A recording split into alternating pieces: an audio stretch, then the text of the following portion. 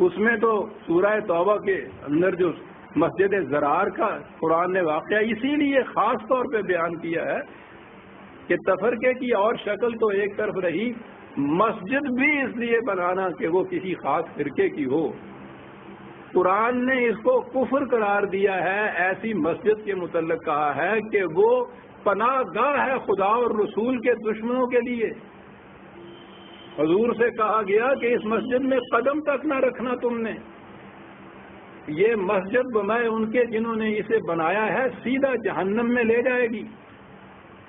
اور اس مسجد کو اس بنا پر کہ خدا نے اس کے متعلق یہ کہا تھا، حضور نے صحابہ کو بھیج کے مسجد کو گرا دیا، جلا دیا۔ تفریقاً بین المومنین لکھا ہے قرآن نے کہ یہ مسجد یہ کرے گی تو یہ تو نہیں ہونے دیا جائے گا، دین کے اندر امت میں تفرقہ نہیں پیدا ہونے دیا جائے گا۔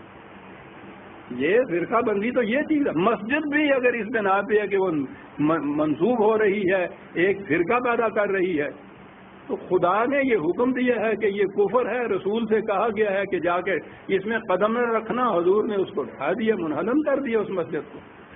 دین اس چیز کا نام ہے، یاد رکھیے۔ یہ فریب نفس ہے ہمارا، جو اس کے باوجود سمجھتے ہیں کہ دین باقی رہتا ہے، مذہب باقی رہتا ہے، دین نہیں باقی رہتا۔ فرقے مذہب میں ہوتے ہیں اور مذہب کا کوئی تعلق نہیں ہوتا نہ خدا سے نہ خدا کے رسول سے۔ دین